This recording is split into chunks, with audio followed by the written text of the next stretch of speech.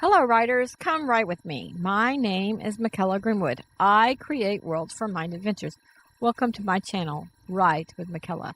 I'm very excited to have you on my channel, so don't forget to like and subscribe and hit the bell so you can go on this journey with me. Today is story time, or the day of our chapter exchange. If you're writing with me and you wish to exchange chapters, then send your chapter with written permission to writewithmichaela@gmail.com. I will post the email address at the end of the video and in the description below. I look forward to reading your chapters. All chapters are writing prompts read on the channel, whether they are mine or another writer's work, are copyright protected material, and no one may use any part in writing their own stories. This story is PG-13, so if you're under 13 years of age, you need parental guidance. This story is in its rough draft stage, just as the last stories, writing prompts we've heard. The title of this story is Princess Emnorawyn Stygerguard, and today we are reading chapter 28. If you would like to read along, then send to the email address I stated earlier and request a PDF of the chapter. Make sure you are specific. Now let's start. Princess Emnorawyn Stygerguard, Chapter 28. A Brief Reprieve. Excuse me. All three kings had their scouts out watching for enemies, but things seemed quiet. King Grimes felt it was too quiet. Then he heard a scream. He looked around and saw Kalacia was running to him. She looked back over her shoulder and kept on running. Kalacia saw King Grimes and ran behind him. "Help me! The magic is crazy!" King Grimes saw a ball of flickering light sailing after her. He didn't know how to protect her from this. Sizemore was walking up. He motioned and said, "Ask her what she was trying to do." King Grimes looked over his shoulder at Kalacia, and he asked her the question. "I wanted to know if my trap would work," stated Kalacia. "And?" pressed Sizemore. King Grimes looked at his father. He suddenly remembered using the spell to see his enemies and feeling like he was floating directly over their heads. "And it wants to try the trap," stated Kalacia. "And?" pressed Sizemore. "And it wants it told me something. It wants to assume the form," she stated. "What does that mean?" "I think it wants to be one of those scary things because it started to look like the thing that the magic ball took before." Sizemore chuckled. Yes, that would be quite scary. Tell the magic to let us set things up, and then it can assume the form of an animal person." Kalacia peeked around King Grimes at Sizemore. "Are you sure?" "Yes, I'm sure," replied Sizemore. Kalacia gave the instructions. King Grimes decided that he too wanted to watch this. They went to the back of the cave where they had been putting the traps together. Princess Emnorawyn had helped with getting some substitute materials. The trap sat in the last chamber, and it looked very close to the drawing the artist had done. Sizemore gathered some soldiers and told them they were testing the traps, so they stood at the ready. Sizemore then instructed them to watch for ways to improve the trap, if necessary. Kalacia stood behind a few soldiers well out of the way before she gave the magic permission to assume the form of an animal person. The magic formed a gorilla man, and it stood in the center of the chamber, and it beat its chest with its fist. Princess Emnorawyn entered the chamber. "Ah, that is what an original animal did." The magically formed gorilla man rotated toward her and let out an awful sound, and then it leapt toward her. The person working the trap let it loose, and the trap snatched up the gorilla man before it reached the princess. Everyone in the path of the gorilla had braced for impact, and they raised up when the gorilla man swung in the net. Princess Emnorawyn said, "But the gorilla men against us carry swords." The magically made gorilla suddenly pulled a sword and stuck it through a hole in the net and tried to slice it. The rope threads peeled away, but thin wires of iron the soldiers wove in held. Princess of Norwin nodded her head. Impressive. I didn't know our ropes had metal in them. They didn't, said Sizemore. Most of them don't. But after I was on the battlefield, I spoke with the blacksmith about changing your net back here to metal, which he did. The net isn't the strength of prison bars, but he did a wonderful job. The metal is quite thin, stated Princess of Norwin. Sizemore motioned to Kalacia. She has been handing out books to many people. I'm not sure the blacksmith could have gotten the metal so thin on his own. King Rhymes motioned. Well, it seems the trap worked, so let's see about making one for the front entrance as well. King Rhymes knew there would be a few more issues at the front entrance because they used that entrance more often, but they would have something. Prince Headley kept practicing the training with the blindfold, and he was improving quite a bit.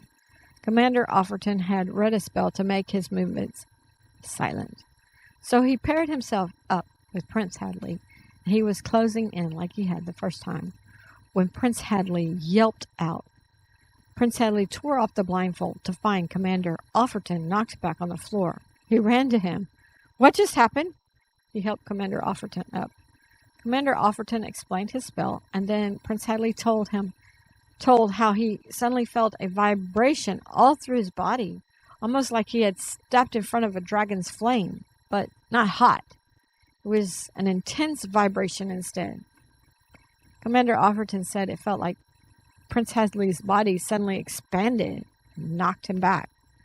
They spent the rest of the practice session trying to replicate things, but to no avail. Prince Hadley left the practice and went to his mother to see if she could explain what had happened. Well, started Queen Lachrydie, the last time I went to see Princess of Norwin, Sizemore, her grandfather, handed me a book. The book spoke about auras, but, well, this may not be our answer. Let me read you a passage, and you tell me if you think this fits. She read a passage to Prince Hadley. The passage spoke about the aura changing sizes and colors, and it spoke about a person's spark of life interacting with the aura to detect danger. Prince Hadley didn't think it was quite it, but he asked to read the rest of the book, and his mother let him have it. After a couple of weeks without any fighting, the soldiers reported to King Rhymes that they saw 7 dragons land in front of their refuge. King Rhymes thought with his dragon, and he flew out with the commander to see what was going on. King Trufflemore had brought his daughter, so she could have some lessons. He also brought a random stack of books for Princess of Norwin to look through. King Rhymes wanted to know how King Trufflemore found him, and King Trufflemore said the location of the refuge was on a tapestry in the room where they discussed things in his kingdom. King Rhymes brought them up to the cave, and he gave instructions to a scout to remove the tapestry. He sent another scout to advise King Cronte to do the same thing. He admitted to King Trufflemore that he wasn't trying to necessarily hide from him, but when he saw him, he thought he should have informed his new ally, and he wondered how his new ally found him. King Trufflemore chuckled a little. We live in dangerous times. In my grandfather's time, they highly prized their maps on their tapestries. I will have to check my own kingdom for such relics. The 2 princesses went off to start the lessons, and the 2 kings discussed things. King Trufflemore told King Rhymes that his scout had seen thousands of men leave their fortress and head east. He said, so far, it doesn't seem like my enemy is sending any toward me, but that could change. King Cronus makes these things too quickly, or he has them made too quickly. Yes, agreed King Rhymes. Well, until our enemies combine their science, that is our advantage. They can't just make animal people with a pile of mud. They have to inseminate and grow. Yes, My advisors told me of many losses, stated King Trufflemore. They continued discussing several things, and then King Trufflemore left. He left a dragon rider and dragon to bring his daughter home. From their discussion, they knew that magic was indeed growing, but magic was unpredictable, and the people using it weren't used to using it, so there were plenty of unknowns. Over the next several weeks, the allies all practiced magic, and King Rhymes and King Cronte made traps. King Trufflemore's daughter had stayed a week, and after she left, King Rhymes asked his father Sizemore to train his daughter to fight with her magic instead of with a sword, and he told his daughter that he wanted her to consider her sword as a backup. King Rhymes hoped that her magical attacks could be from farther away, and he was right. Several soldiers were becoming proficient with magic as well, so they also trained with Princess Emnorawyn. Even Prince Hadley came to train with her a few days. There were still several mishaps with the magic, but nothing life-threatening. Okay, writers, that is the end of chapter 28. It was a brief reprieve, so a short chapter. Leave a comment on what you would think if the magic asked you if it could assume the form. Would you be scared like Kalacia? Would you be excited? Would you think, oh, it's just magic, it's not going to hurt me? What would you think? Leave that comment.